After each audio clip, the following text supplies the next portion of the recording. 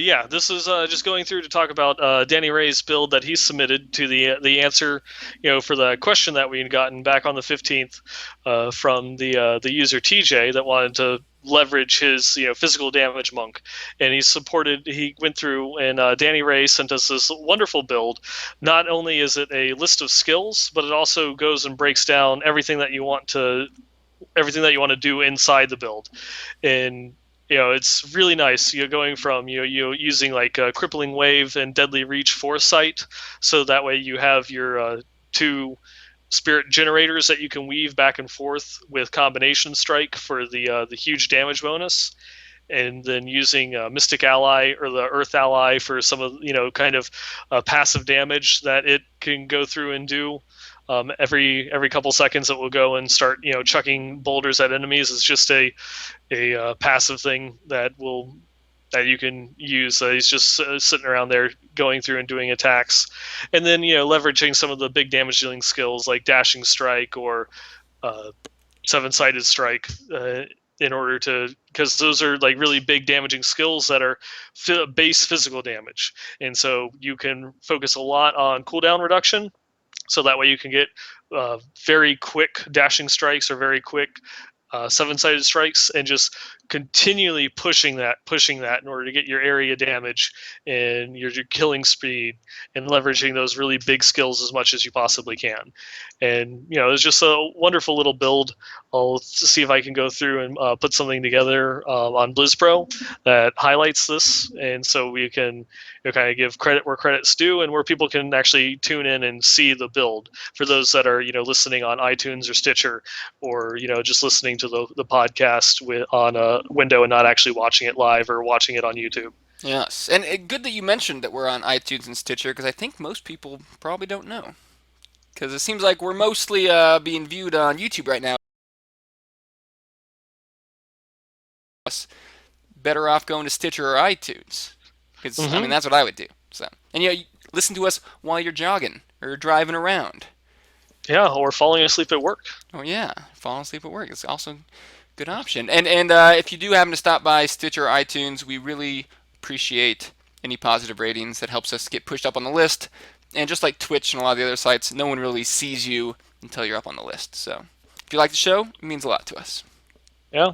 Um, yeah, I think we've gotten a couple of nice comments on iTunes, so people are actually going out there listening to us. Definitely enjoy it. We love it. Thank you, sir. Thank you very much, guys. And speaking of you guys, we got some more items of the week as well. Should we Yeah, should that we we go over to have. those? Yes, I think we should. All right. Well, let's go ahead and start with this Natalia's Slayer. Nineball has all the info on these items being submitted, so I'll let him do most of the talking. We have a Oh, wait. very sexy Natalia Slayer here. Yeah, this one was actually done as a response to two of the items that we had featured last week. They, Hmm. we had, of course, the best Wind Force NA, and then I had my little one-hander that kind of competed with it. It didn't have a socket, so it didn't really. It just was an insane amount of damage that you saw on a one-handed weapon. Well, someone's gone through and submitted the best of both worlds. It's a one-handed crossbow. That's 2,700 damage, and has a socket on top of that. And then it has 10 discipline, which is huge for a demon hunter, especially a hardcore demon hunter. And it's ridiculous. It's mind-blowing that a one-handed crossbow can get a damage roll this high without attack speed, and then have a socket on top of it. Yeah, It's it's a pretty damn it, sexy. yeah, it's a very very very sexy thing. That was gone through. Let me pull it back up. My window closed on me there. Sorry about that. No worries. Me. Should we go to the next item? Yeah. Hold on one second. All right. I'm just trying to find. I just want to give credit to the person that went through and submitted that one. Oh That was yes. yeah, that was submitted by Thumb Trick. That was that's his item that's his little item that he claimed to fame. So let's go ahead and move on to the next one now. Nice. Pulling up the Oculus Ring. Yeah, the Oculus Ring. This one was submitted to us by. I just had that one open. This one was submitted to us by Shane. his battle tag is Sun Flash, and it's a very interesting item because it innately rolls increased attack speed, but then you can also roll another stat into increased attack speed. So you can get double, like as you can see with this item, it's rolling 15% increased attack speed, which is just crazy if you have a build that focuses really high on being able to attack or generate your resources as fast as you possibly can. So it's just a nice little interesting item interaction. I don't think that's intended. Um, but I guess we'll find out in a later patch whether they actually go through to correct that issue, or if you're going to, continue to get items that can just get ridiculous rolls like that. It Yeah. was, I believe, it was originally Vitality, and he rolled it into an additional 6%. So that's just crazy. The thing that makes me think that it is intended is that it combines on the item. Instead of just Hmm. having two attack speed stats, it actually pushes them together. It seems like they anticipated that happening. I mean, just a wild guess, of course, but Maybe, maybe. I mean, it just seemed like a cool idea. I think, unfortunately, attack speed doesn't seem that great on softcore right now. I mean, it's probably better than most stats, but it doesn't really compare to crit chance and crit damage. Do you find there's a good amount of builds on hardcore that rely on attack speed? Not particularly. There's attack speed isn't bad because it slightly increases your health regen through life on hit, but I've not really seen anything that focuses on attack speed more than anything else. It's still, crit and crit damage is king, followed closely by resource cost reduction and cooldown reduction, and then finally attack speed after all of that. It's really nice Yeah. for inflating your paper doll numbers, but that's not always what kills enemies. Yeah, makes sense. All right, well, we had one last item, and this one was not from Diablo 3. Yeah, this one was not from Diablo 3. We went through and we finally got a Diablo 2 item submitted to us, and this one is an Archon staff. What? Uh huh. I'm partially, I'm sure that was due to our lovely co-host here, Archon. I have the best Um, stabs. Yep, but also it was it's just an incredibly difficult item to get in Diablo 2. Trying to find a six-stocketed Archon staff, you're going through and you're picking up every single gray Archon staff that you can find, in the Cal level, and then of course getting a perfect damage roll on Breath of the Dying for 400%. I want to say that this is probably not legitimate because that is just crazy getting that many Zod runes in order to go through and re-roll the damage on there. Huh. But it is definitely it's a beautiful item, a nice throwback there. Definitely enjoyed seeing that one. I'll always love it. And I guess there's one other one. I didn't actually send it to you, but Huh. I probably should have. Stephen Leviathan, the Ah, one yes. of our other writers over at BlizzPro, he submitted a cracked Archon sash. Hmm. Yeah, from he found while going through and playing Oh, yes, we Diablo. had So, asked for one of those, so hadn't we? yes, we had. We'd I been was requesting hoping to one. get. Yeah, I was hoping to get an actual like level 2 crack sash, but yeah, that made my day. Thank you, Steven. Thank you. I Very love you, nice. man. Finally, we got our cracked sash. Yep, that we did. Oh, and Leviathan is here in the chat room as well. Hello. Oh, there he is. Yes. You know, Thank you. yeah, Steven, who goes by Leviathan, I had to mention, did you realize that one of the creators of Modern Family's name is Stephen Leviathan? No joke. I saw that and I was like, hey, it's like Leviathan. Uh-huh. It's his pen name. Yeah. Yep. You see. There was one other one that there were two more that I'm forgetting that I didn't actually get a chance to throw in. I will put We, them up. There was someone submitted a we, Reaper wrap, and someone else submitted an item with actually a broken link that we couldn't open. huh. That was from Terry Clucky. Your item that you submitted for this week unfortunately didn't come through. It was something that they had gambled off of Kadala for their hardcore wizard. It didn't. The email unfortunately didn't have anything. So if you could resubmit that, we'll go through and we'll feature it on next week, as well as the Reaper apps. Continuing on with some of the things that I've seen in the community, there was a question that someone had submitted, and this is now is going to get into a very sad point Uh-oh. because they went through and they submitted a question about their hardcore Crusader, that they were having some survivability issues. And I remember looking at it earlier in the week and seeing that their hardcore Crusader actually had close to 1,000 resists, and they said that they were getting, just absolutely wrecked in Torment 2, that their health was dropping really quick. So it was something that I just, I flagged, was going to go back and read it. And then last night when I was going and looking through the show notes, and I clicked on their profile link again, Oh and it no. gave an error. No, Yeah. we were So too late. yeah, that makes me so sad. That was from Bloodwater, a hardcore player, Oh and man. their hardcore Crusader that they went through and submitted the link, unfortunately, is no more, and that makes me very sad that someone submitted a question. And they actually have three level 70 Crusaders in their Hall of Fallen Heroes. But like any true hardcore player, they of course already have another level 70 hardcore Crusader that they're going through, is decked out with phenomenal gear. The resistances, from what I remember, are a little bit lower, but they have pretty insane toughness. And I mean, going through and, to kind of answer your question that you submitted and looking at your character, I'm not actually sure what's going on there, because one of the big things that I hear from people that are getting wrecked is because they have high toughness, but kind of going into what we talked about last week, it's because you have a lot of hit points stacked instead of armor and all resist. But in this particular case, that isn't true. You have a ton of resistances. The I guess one change that I might make would be changing out one of your passives.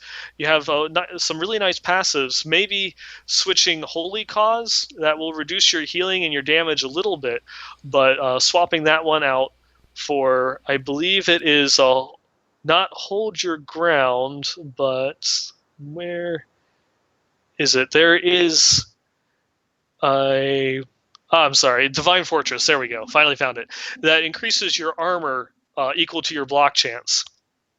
Because your the weapon or the shield that you're using right now is only a 15% block chance, but there's going to be a rather huge increase in your armor and could easily add on, another million onto your toughness, which is of course going to greatly increase your survivability even further. Because once you start adding on just 1 or 2% additional damage reduction at that high of a toughness, is going to make actual, rather significant gains in your survivability. It's going to, even though it might say that you're only taking like 1% damage less, you'll notice that enemies are hitting you for like 1 to 2, 3,000 less damage per hit, which adds up a lot over time.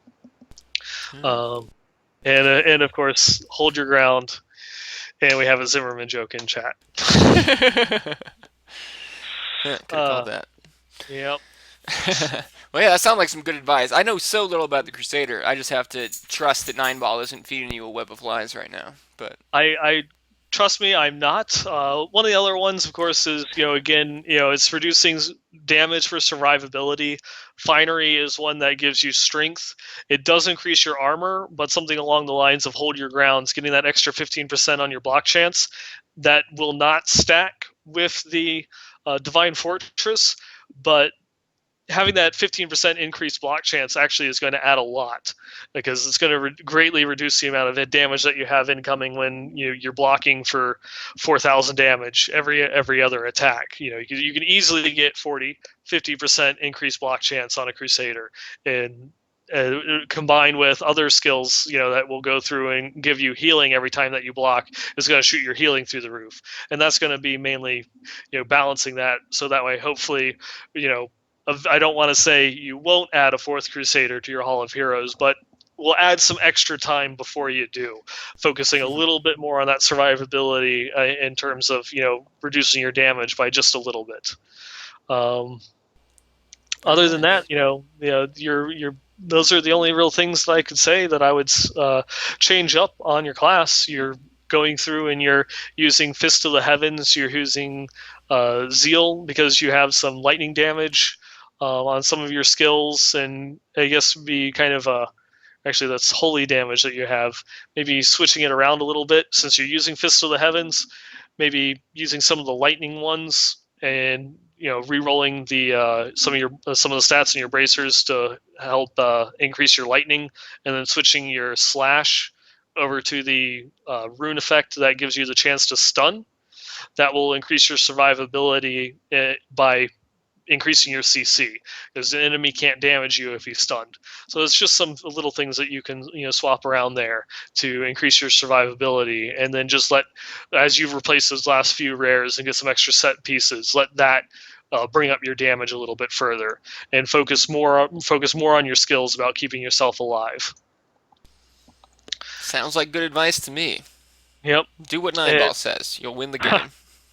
and then of course he is here in our chat, and the only other thing that I wanted to say is Leviathan, I'm sorry.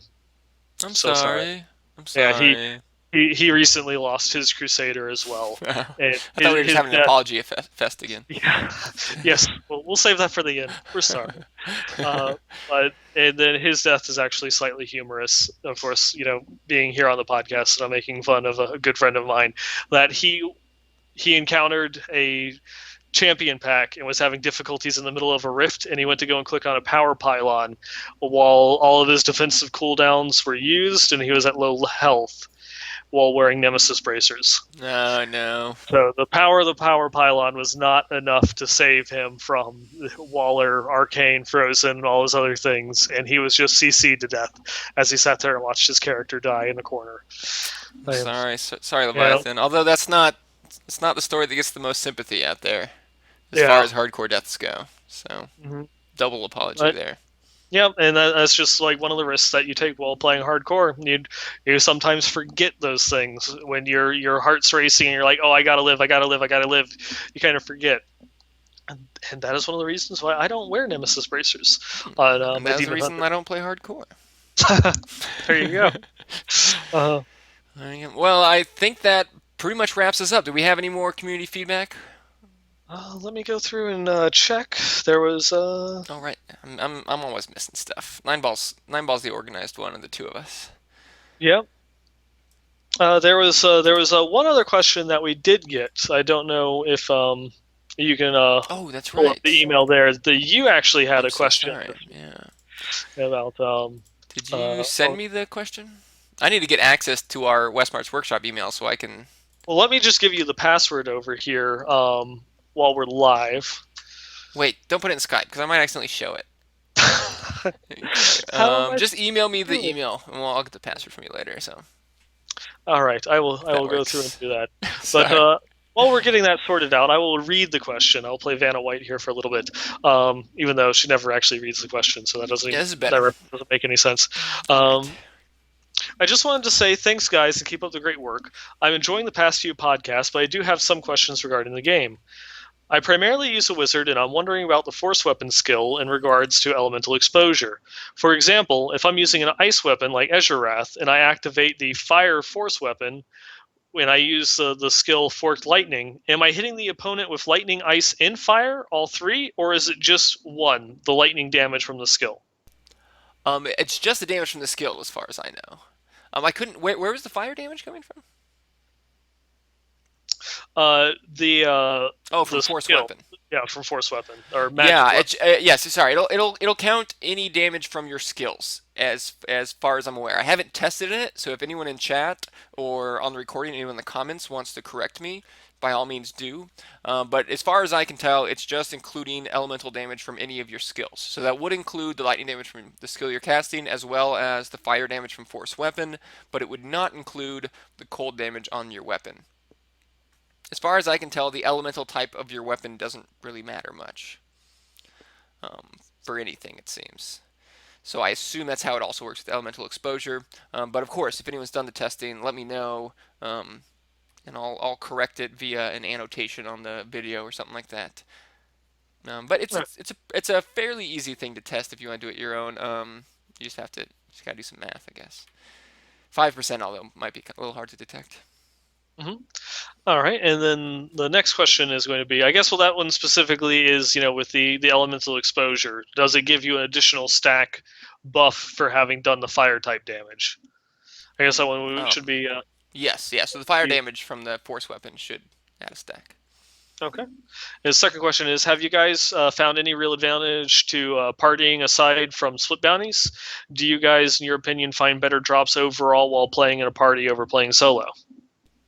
Yeah, well, obviously the drops you get playing party or solo are going to be the same. You're going to get, if you clear equally as fast in a group, you're going to get more drops because of the group buff. Um, and I mean, the penalty for playing in a group is so low now, 50% extra health per person. I mean, unless you're much better geared than the people you would be playing with, I think it's almost always worth it to play in a group. Yeah, and it's not only just obviously split bounties is incredibly effective right now and efficient, as you would call it. Um, you you just it's just so quick how quickly you can go through and rack up those Herodic caches, but you don't necessarily have to play that way. You do when you're playing alongside other people.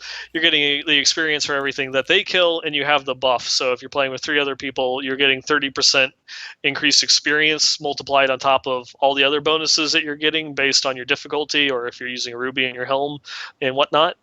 And you have a 30% increased magic find, though, since the drop rates are so low on the legendaries, it's going to be very hard to detect any increase in the drop rates through only a 30% buff. Yeah, I mean, split farming right now just it doesn't make sense to do caches unless you're split farming. I hope they find a way to fix that. I think it's a lot more fun to play together with a group than to split up and play solo, even though you're in a group. I mean, we're all going to do it because it's the most efficient way to farm right now, and I wouldn't do caches solo. It seems like a waste of time compared to split farming, but yeah, hopefully they change it. Yep.